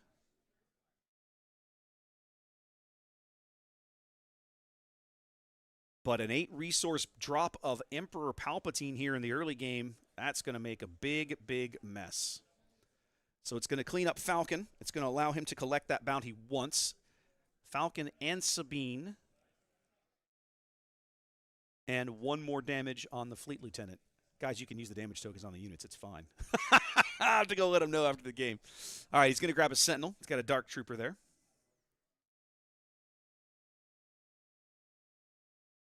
3/3 Sentinel. Save him a little bit of pain as we head into the next turn.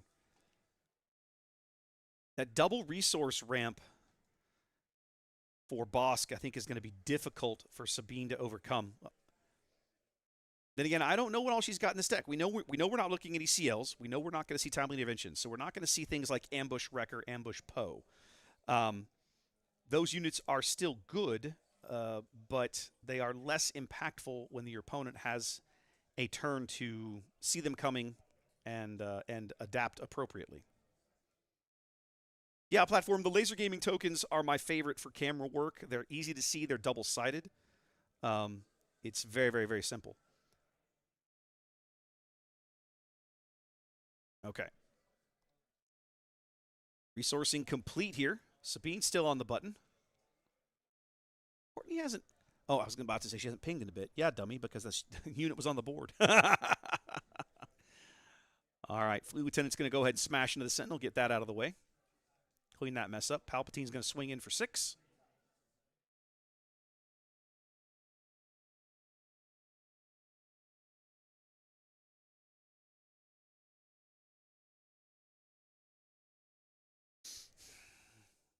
And so now it's Courtney's move. We know Cole's going to play reactively this round. He is, I won't say he's ahead. He's not ahead, but he is not that far behind. He's going to be trying to probably think of an answer to anything that Sabine comes up with here. We've got, that's the Valiant Assault Ship out of set 2. Nice little solid unit, 3/4 Saboteur. And he is going to get that bonus on attack because, of course, Cole has significantly more resources than Courtney does. We're spending a whole bunch. We're spending 9.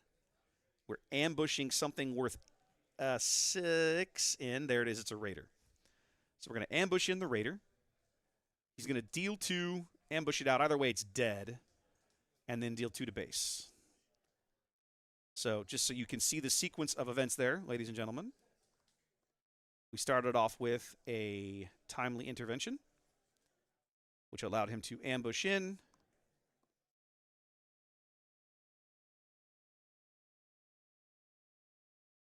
A Ruthless Raider.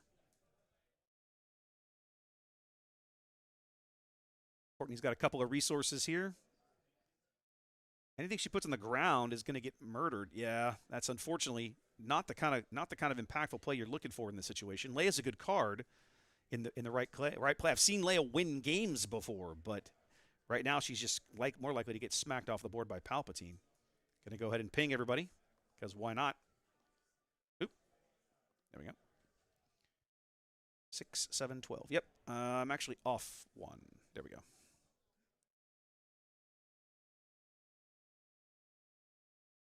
It wouldn't surprise me, platform. He's chat talking about that this is probably a Boss Green list from the KTOD guys. That doesn't shock me. Boss Green is a deck that you've started to see kind of. It's been around for a bit, but it's kind of creeping more and more in. It has the potential to ramp so quickly. You're able to make plays that your opponent just can't keep up with because they're so far behind on resources.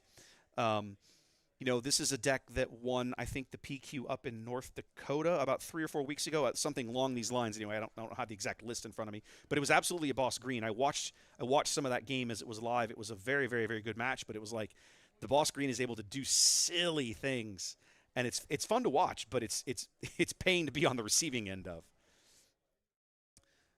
Just 7 straight up for Vader. Probably bringing out another Sentinel, I'm guessing. We'll have to see what he comes up with here. Either way, Leia's going off the board, I think. I'm not sure I would have done this. I think I would have smashed Palpatine into Leia, taken the damage, and pushed through the Overwhelm, right? Doesn't Palp have Overwhelm? Let's make sure I'm not talking out of my ass here. Doesn't he have? He's a 6. Yeah, 6/6 Overwhelm. I think I would have done it that way. There's nothing wrong with this play. I think that would have pushed a little base damage. I would have done that a little differently. Now he also might not be using the ambush. but I'm not sure why you would. Not using the ambush to kill her cost you the turn with Palpatine. Yeah, I would absolutely do that. I think I probably would have ambushed with Palp. I don't want ambush, just attack straight up with Palp, push through the overwhelm damage, and then seen what the turn led me to for follow-up plays.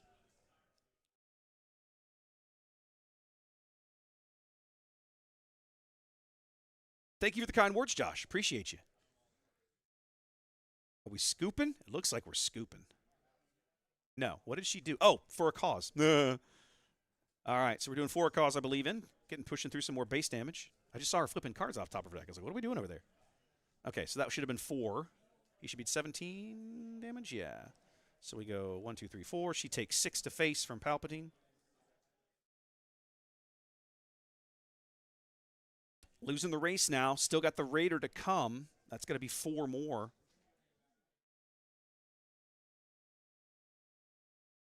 More resources left. She should have 18 damage on base. No, she's just going to scoop it up, it looks like. Yep, we're going to game 2. Okay. All right, then. Let's reset then and put a win in Cole's column as we get set for game 2. I'll be stepping away real briefly. We're going to go make a quick adjustment to get Courtney a little more centered up in frame, and then I'll be right back.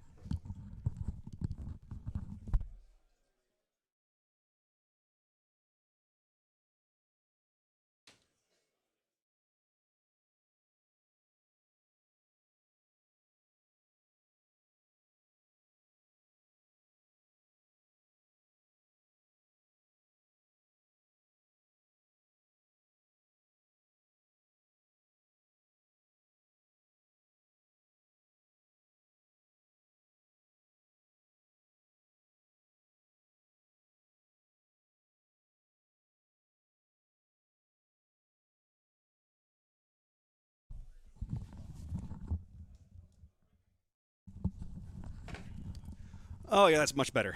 That's much better. Now you're seeing more than just her neck and her eyes. You can actually see she's a real person. All right, so both players hitting their sideboards here. Game 1 in the books. I would very, very much like us to get to a game 3.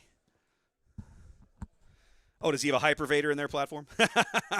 He might have had it in his hand. I wasn't even paying attention. Oh, you mean that's the one he played? Yeah, okay. I'm with you. Took me a minute. I caught up eventually.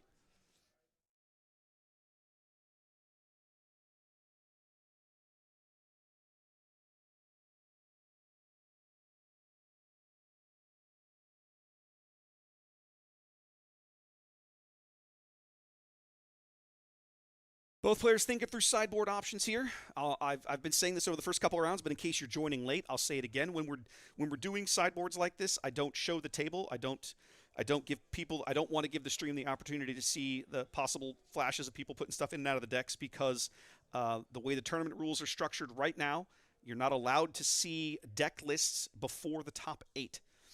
So you're not allowed to know what's in your opponent's sideboard. You're not allowed to know what's all in their deck until the top cut. So I'm trying to make sure that we don't show information to people, earlier than they should have it. If they were to go back and watch the stream, they might learn something that they shouldn't know. And so I'm just trying to preserve the integrity of the event. We talked about that with the head judge before the event started, and that was his suggestion. And I thought, hey, that's a really good idea. Let's make sure we do it that way. I also gave them the opportunity if they wanted to put a delay on the stream. I'm glad they didn't, but it was absolutely something that they could have done if they wanted. That's very easy to do on Twitch and everywhere else you do. Well, in OBS, really, you just build it right in. All right, we are headed back to game 2. Drawing some opening hand, making some resourcing decisions here. Courtney's ready. Cole looks like he's happy with his hand. Making some choices here. Going to resource a Raider. Okay. All right, Courtney on the button. Not victorious in game 1. Starting the game with initiative here. Starting with a Leia. Exactly the kind of unit the boss wants to see because he's going to be able to murder her on the second turn of the game. Only 2 HP there. Coming in with a Bounty Hunter's Quarry. Boss now able to ping either unit. Opting to ping Leia. Probably the right play. Coming in with a Cartel Spacer over here. Excuse me a minute. Let me get that shown for everybody. A Cartel Turncoat, my bad. Boss going to put damage on Leia, leaving her with 1 HP. He wants to do that anyway. Drawing a card is not nearly as enticing a bounty as get a free resource. No, Sand, I didn't say anything to him. And by the end of game 1, Cole had figured it out, but it doesn't matter. As long as we can keep track of things, it's fine. That's what really is important here.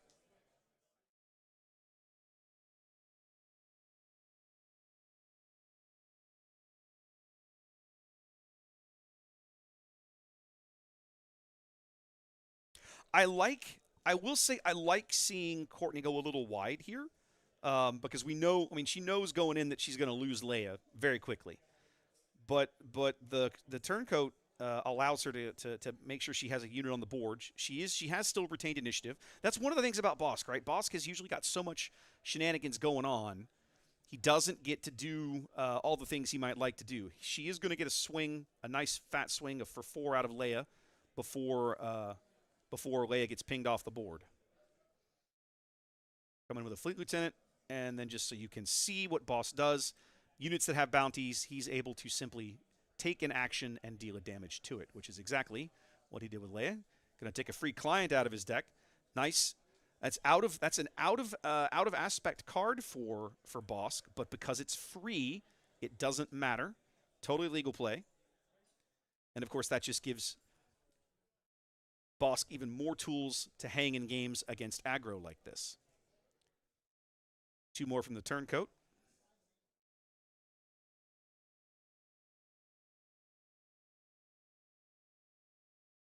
And coming in with a little more ramp here with the Disco DJ, the Death Star DJ, the Super Laser Tech from set 1.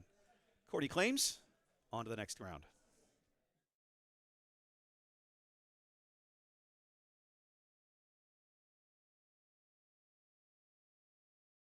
You know what? That's one thing I forgot to do. Chat, you're saying Cole is from the Pensacola group.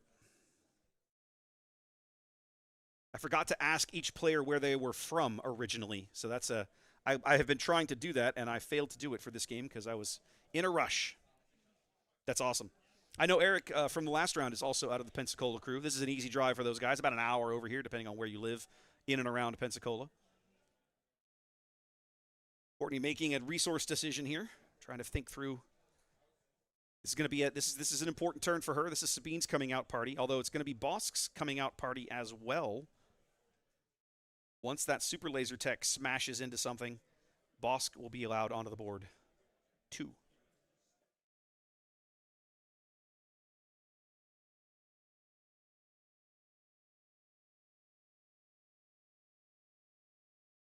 Or for Akira.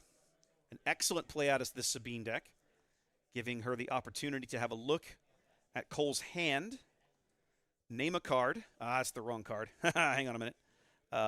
And name a card, and then while that card is in play, I'm going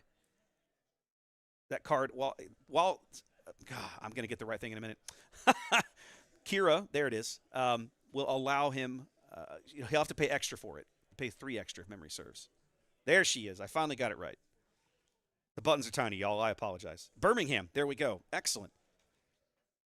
Birmingham. That's fabulous. I love going through. One of my best buds that plays warships lives up in Birmingham. Okay, that's good to know. Well, this is not that bad a drive. It's what, maybe 3 hours down here, maybe 2.5.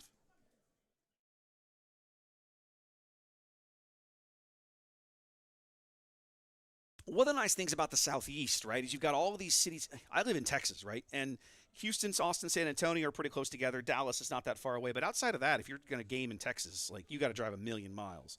The Southeast is really nice because there's a lot of places. Everybody's got their own kind of little groups together. And there's a lot of good opportunities to just hop a place, 2 or 3 hours down the road and then have a tournament like this or a game day. 3 more damage to base as Cole ramps by smashing the Super Laser Tech into the Fleet Lieutenant. Okay. We've now put a bounty on the Fleet Lieutenant, which means he'll be dead in a moment, and that will allow 2 more from the turncoat. Bosk is going to ping the Fleet Lieutenant for 1, I'm sure of it. Yep. No. Surprising. Oh, he wants to double collect it. Ooh. All right. A ping from Sabine here. A little. Oh, an overwhelming barrage. Really, really good timing for this card here for Cole. That's going to allow him to ping 1. He's going to be able to double claim the bounty. So he's going to clean up the turncoat. He's going to draw a card off the turncoat. And he's going to heal 10 off his base from the client. That's rough. So basically, Sabine now having all of that work washed away in a single play. Bosk still hasn't even attacked yet. He's going to hit for 6 when he swings in.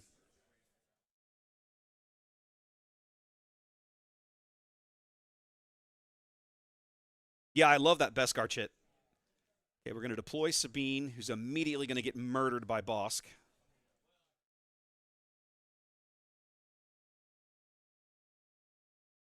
So Sabine comes and goes just as quickly. Bosk really in charge of this game now.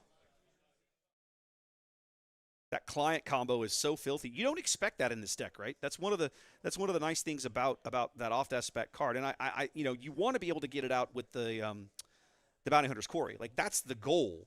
But even if you can't, Kira goes straight to base. Even if you can't, I think you still play it. I think you still. I mean, in a Bosk deck, I think you would happily pay 4 for that card.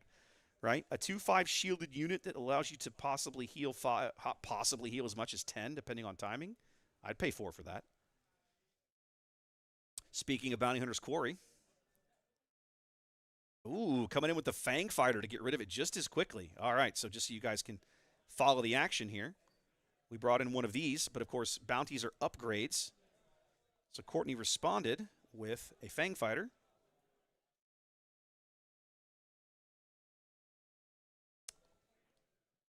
To remove an upgrade, which immediately got hit again with a price on your head.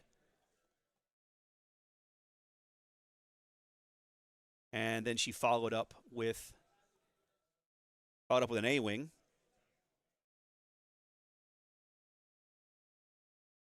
We've got a bounty put on Kira that Bosk is then going to double collect. No, he's going to single collect. He's going to double collect probably the resources. Yep. So he's going to heal 5 again, leaving him on 1 and double ramp. Oh, and he played Punishing 1 when I wasn't looking.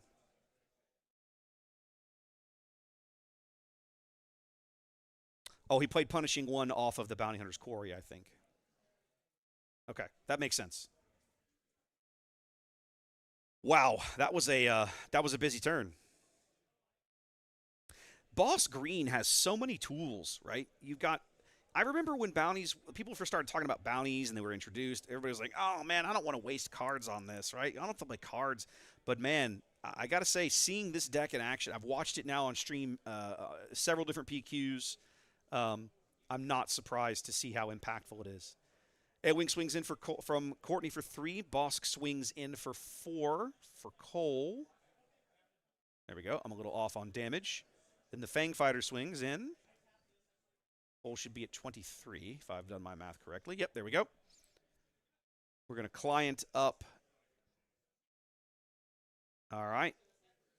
We've put a bounty now on the A-Wing. Another turncoat.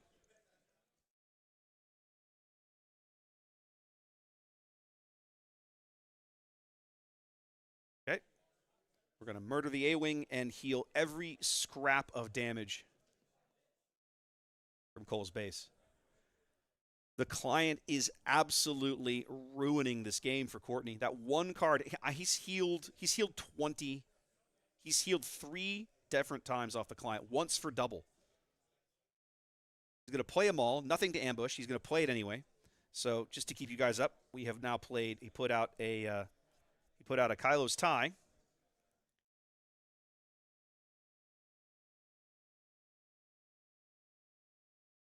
And then he put out them all. Now, he put out them all without the ambush. There was nothing to ambush, but he put it out anyway.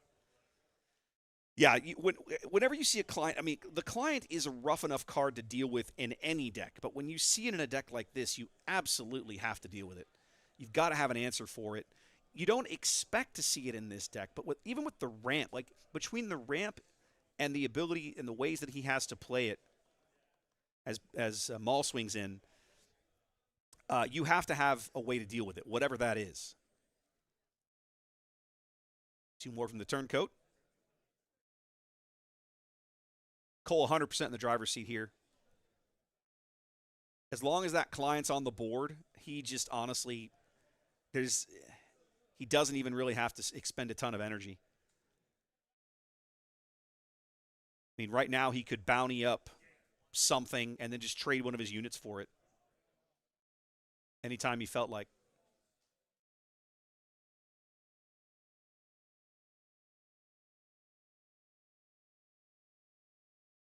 Courtney pushing damage through.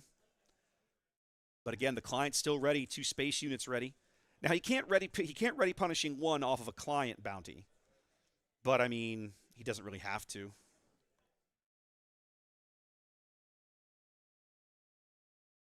I think at this point, no, he just flipped it over. Yeah, they're double-sided. There you go.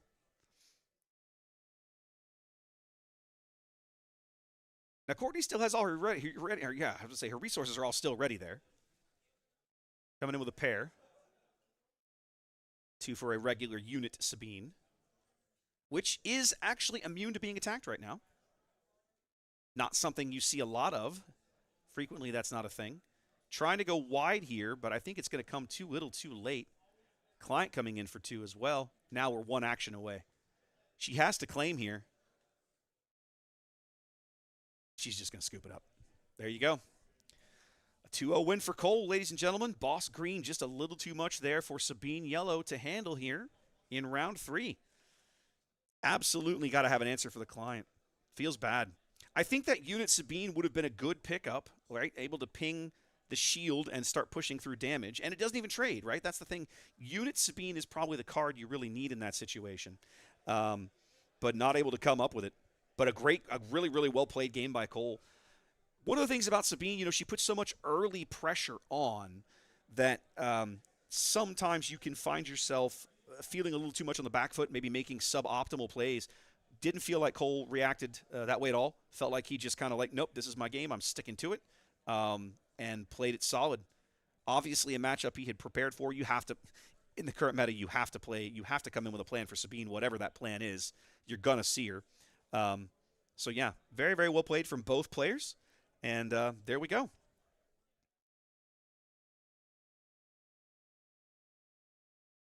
All right, guys. Well, that didn't work. Let's do that again. There we go. All right, guys. That's it for round 3. If you'll recall, we now have, at the end of round 3, we're going to have an hour-long lunch break. So it's going to be a long time before we have games on here again. I apologize. The store sets the schedule. That's what they're doing. I think it's actually probably a pretty good idea so people don't get a little hangry as we head into the day. After we come back from break, 3 more rounds of Swiss, a cut to top 8, and then we'll have a top 8, a top 4, and a final. Client is absolutely, I don't know, Whiny, but I would be surprised. Personally, I would be surprised if there wasn't at least 1 in the main. But I think in an aggro matchup like that, I think chat's correct. I think you absolutely sideboarded in. We didn't see it in game 1. It wasn't a relevant card in game 1. But I would be shocked if it wasn't in the main. Personally, I would put 3 of in the main anyway. I mean, think about it. You're playing a Bosk ramp deck, right? You generally are going to have the resources to pay 4 for the guy. And if you can get him out for free, yay. But if you have to pay for him, fine. And I'm okay with it. I mean, if I'm playing this deck, I honestly would just put 3 in the main and be done with it. I think it's an excellent, excellent card in the deck, even off aspect. I was having a conversation in between rounds talking with some folks, and we were talking about, I don't know if you guys have seen the coverage from last weekend's PQ in New York, right? Alex's, I think it was Alex. Who was playing the yellow Han deck, under the green Han deck?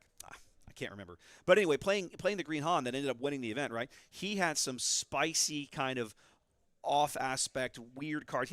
He's playing Han green, right? And he's got a Cad and a Luke in there, specifically so that when he flips over a U-Wing reinforcement, he can potentially grab those out and they have an impact on the table. And I love the game allows for that, right? You're not the way the aspect system works, you're not forbidden from playing out of aspect cards. You're penalized for it, but you're not forbidden enough from it. And I think as the game matures, that's going to lead to some really, really interesting deck choices and plays that people maybe don't see coming right now, but are going to have to start preparing themselves for. Yes, there you go. It was Alex. Who was it I was chatting with? Might have been Hera. If you remember back in round one, right, talking to Scotty was playing Hera Green. And when I talked to him after the first round, he said, for a while I had overwhelming barrages in this deck. Yes, it's out of aspect. Yes, I have to pay 7 for it. But people don't expect it, and it can be a really good card in the right situation. I think that's the sort of thing that in certain decks, in certain matchups, you're going to start to see filter into the meta. I certainly hope so, right? Ramp right now is really confined to green with Resupply, Super Laser Tech, Spark of Hope, these kinds of cards. I think you're going to see more of it. I won't say more of it. They've already said that we should see a red ramp card coming in the next set. I would be excited to see just a little more filter out so it wasn't solely confined to green, and then it might be an interesting mechanic for certain things and to spice up certain matchups. But yeah, there we go. Okay, guys, listen, I'm going to take a break. We got lunch. I am hungry. It is time for lunch. Sorry, making notes. I'll go figure out what our next. We'll be back in probably about an hour. I may try and come back a little early. I'll talk to one of the guys in the store. I would really like to have Scotty or Elliot come on and talk about the store for a few minutes. I've got the other head set up. I have to make some adjustments to the camera, but I'll figure all that out after I go get some food. I would recommend you do the same. Get up, stretch your legs, get some food, and we'll see you guys back here in an hour or so. It's going to be a long one, but I think it's good for the players that we all get a break, okay? In the meantime, guys, y'all take care. See you in a bit.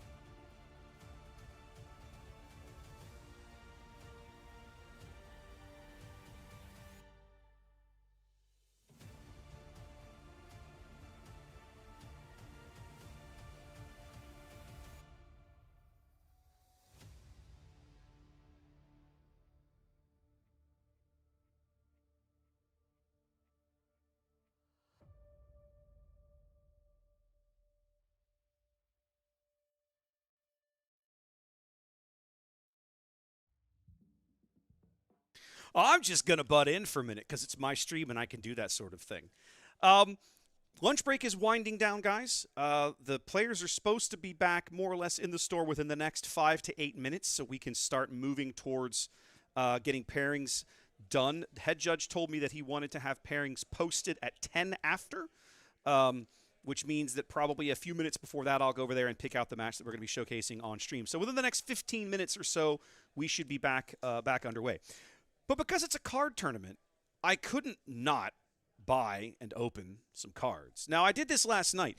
Part of the reason I did this last night was because I was doing setup on the table camera, and I needed a way to actually see the card. I needed cards to put on the playmat so I could, double check everything.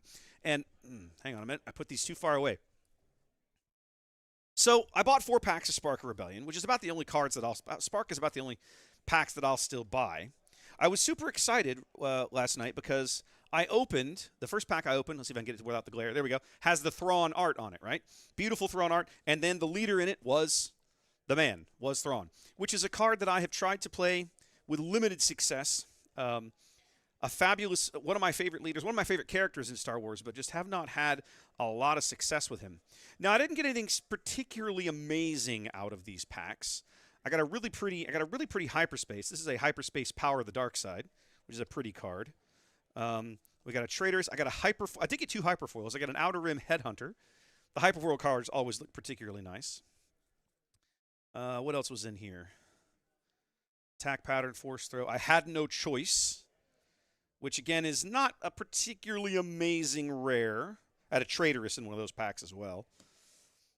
A foil unit Sabine, arguably one of the best uncommons out of the first set. Let's see. What else we got in here? If she was a Saboteur, she'd be stupid. Ghost, Cantina Bouncer. There we go. There's a Chopper. Appropriate. Hang on a minute. Yeah. Appropriate, since we were showing Hera on stream earlier. There's my other Hyperfoil. A Blizzard Assault AT-AT, which is a pretty card in Hyperfoil. The Hyperfoils almost universally look amazing in this game. The guys that do the art for this game absolutely crushed it, and I love everything about them. And then an Obi-Wan, which is reasonable because I think I still needed a third of an actual regular Obi-Wan. So I decided what I'm going to do is I bought some packs, and we're going to open some packs because I have time to kill, and apparently I have money to kill as well. So let's see if we can get a little lucky, right? It'd be nice to – there's always the nice showcase pull, but I'd settle for a decent legendary, truth be told. No showcase in this one. Okay, so speaking of decent legendaries, there's a Force Lightning. You could do a lot worse. One of the cards we were talking about earlier in the stream is a foil Rebel Pathfinder, a little 2/3 Heroic Saboteur. Really good card. If you're playing decks in the modern era and some of those early 2/2 shielded plays that a lot of decks have these days, if those give you some fits, definitely go look around for some 2/3 Saboteurs. We've got them in Hero. You've got them in Red. You've got them in Red Villain if you look at the Guavian Enforcer. So that's not a showcase, but that's a Hyperspace Sabine. We got a Bendu, a Hyperspace Rook. That's one of the few Hyperspace cards I don't think I like very much. The art for Rook is not bad, but it's a little on the bland side, truth be told. So that always makes me sad a little bit. Foil Academy Training. Yeah, okay, sure. I was having some conversations with some local folks in Houston about the uselessness of foils. Like, just regular plain foils in this game are just kind of so not valuable. It's like, why did they bother to print them? No one seems to know, right? It's one of the big mysteries, I think, of the game is like, why did we have these cards? They just don't do anything. There we go.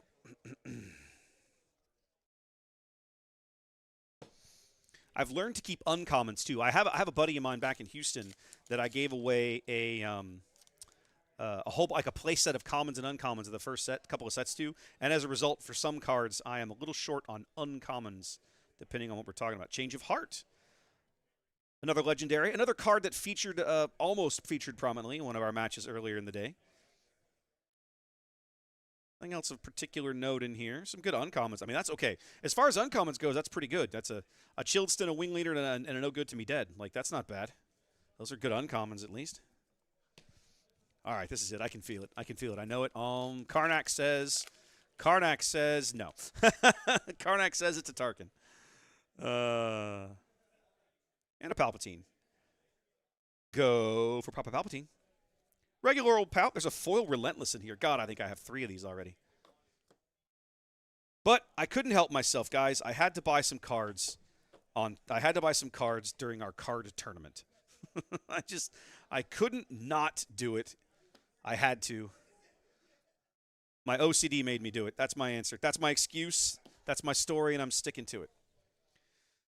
Okay, so with all that done, I am going to go have a look at the judges. Going to go talk to the judges. Let's have a look at pairings, and we should be back in just a few short minutes. See you guys again soon.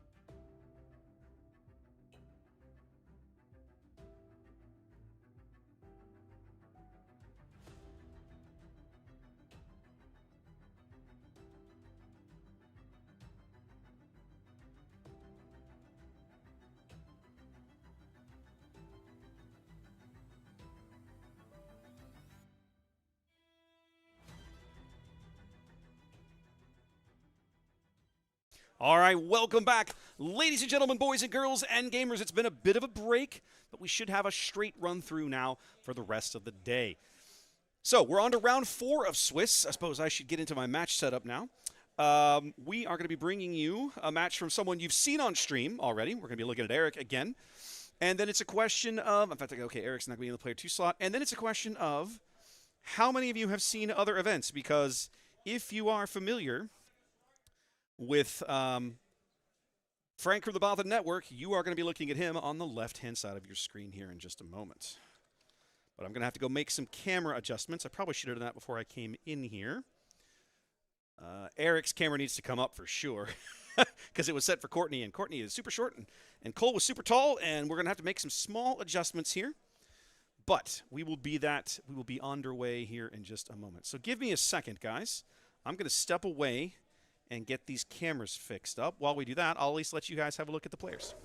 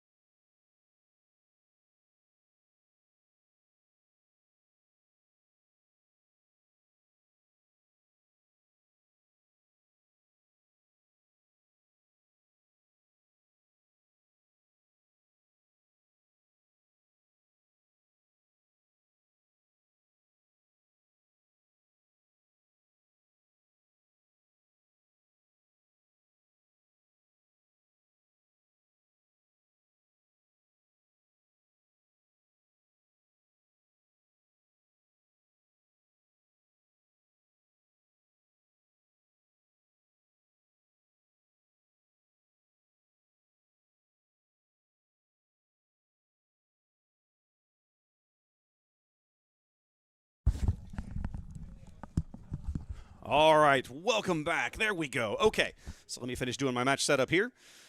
Match setup, player 1, looking at Sabine ECL. And then player 2, of course, Han ECL. Both players here on ECL for their base, 25 HP bases. This has the potential to be a very quick match. A couple of aggro green decks here in Heroism. So let's come to that screen. And of course, it didn't update. I don't know why it refuses to do this. Oh, I think I know why now that I think about it. I've got to still go adjust that top camera. I should have checked that. All right. So it's a quirk of overwriting the files the way I have this set, I think. To figure out why that keeps happening. And you know what I want?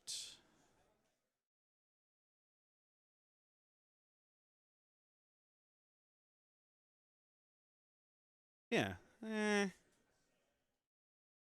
There we go. That'll work. All right. Still didn't work. Why is this not working? I have an idea. Let's try something.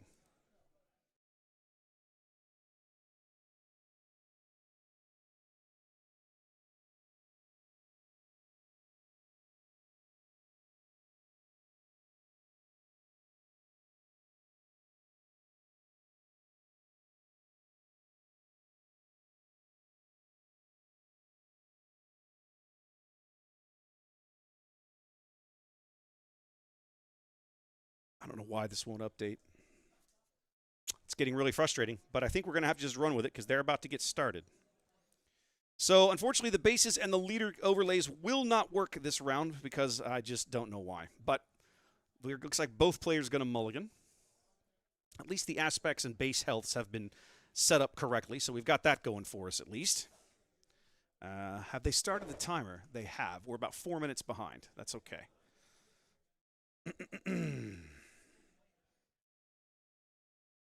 I'm still very, very torqued at my setup right now.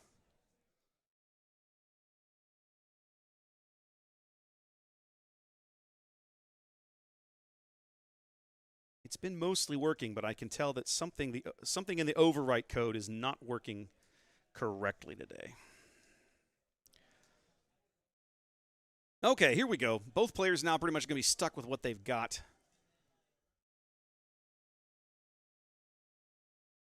Eric trying to figure out what else to resource here. He's probably safe to resource that Bright Hope if he wants, but he's going to opt to hold on to it. Although, against the A-Wings, it's probably not a bad idea. Going to start with the Fighters for Freedom, using Han's ability. And I need to mark who's got the initiative there. Oh, it is correct. Excellent. Look at them using that blonde Sabine token. Look at you guys. I love it. Excuse me, the Bothan Network token. My bad. Frank, of course, playing for the Bothan Network there in the jersey on the left-hand side of the screen. Similar decks. It is similar decks, Chris. I had a conversation with Eric about this after his earlier game.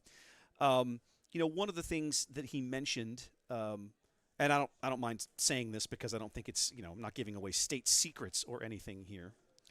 But he did point out that one of the things that he does in Han is he doesn't play wing leaders and he doesn't play fleet lieutenants because you're drawing from the same kind of a basic unit pool as Sabine does, right?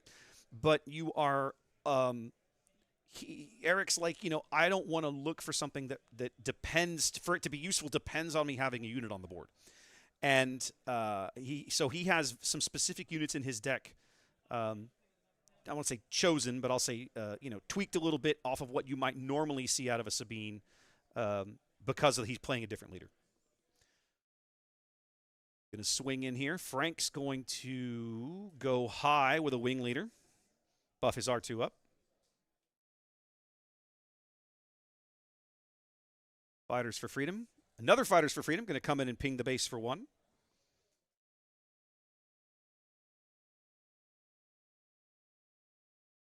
Now that can add up quickly for Frank if Eric plays another red card next round, you know, possibly. That's 2 damage to the base just for playing the card out of his hand with 2 Fighters for Freedom on the board. Frank probably having a think now, does he want to smash into one of these guys with R2? He could theoretically kill the damaged one. That might save him some future pain. But as an aggro deck, you know he has to be thinking about going to the base too.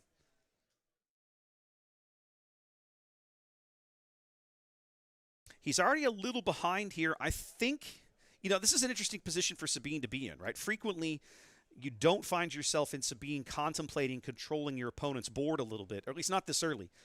But I think Frank may find himself in that position against how this Han deck has been playing out. He does opt to go to the base. We'll see how that decision plays. I think I might have taken out the Fighters rather than try to race another aggro green, but Frank probably knows this matchup better than I do, so we'll have to rely on his judgment for now. He certainly has more games in it than I do. Now, this is going to be a good match platform. Both these guys, these are excellent players on decks that they know very well. You won't find too many cards in these decks that aren't chosen for, like, a specific reason. We're going to go ahead and use Han's ability here. As a reminder, Han allows him to spend 1 less to deploy a unit, and then he can, but it comes with 2 damage on it. He's using the Adelphi Patrol Wing right here, which he's then going to take the Fighters for Freedom at damage. Now that is all of Han's resources. This is Sabine's turn to flip onto the board if she wants. But Eric already out to a bit of a lead here.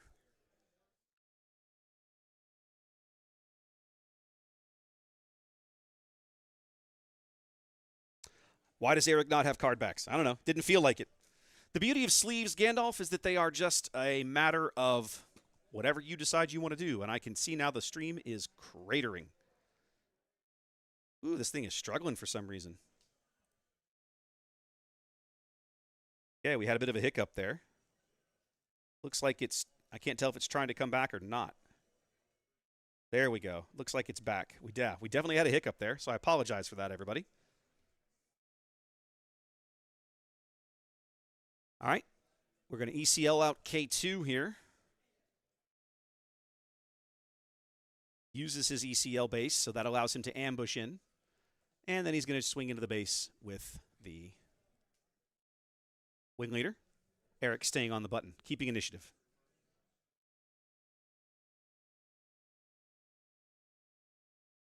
Yeah, had a bit of a hiccup there.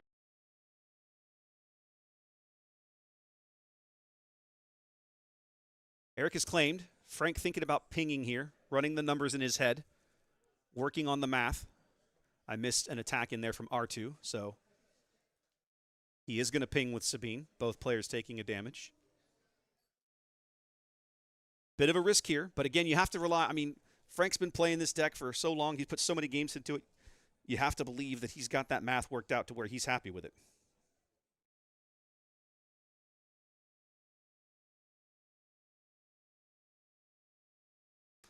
Well, thank you, Tortoise. It takes a lot more gear to do this, but I do enjoy it.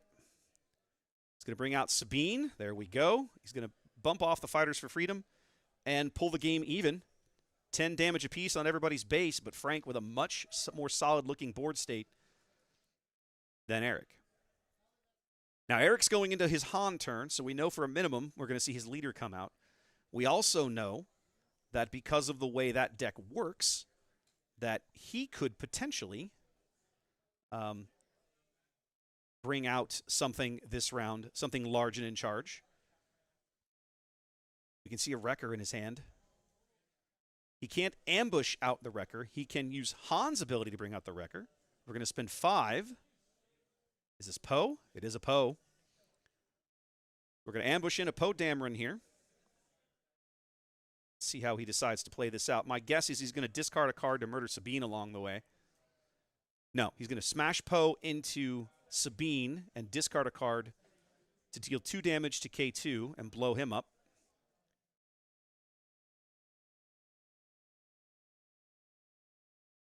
That should trigger K2's ability, and I'm betting that Frank will go to base with damage. We'll see how he calls it here. Obviously thinking about it. Only 2 cards in hand for Eric.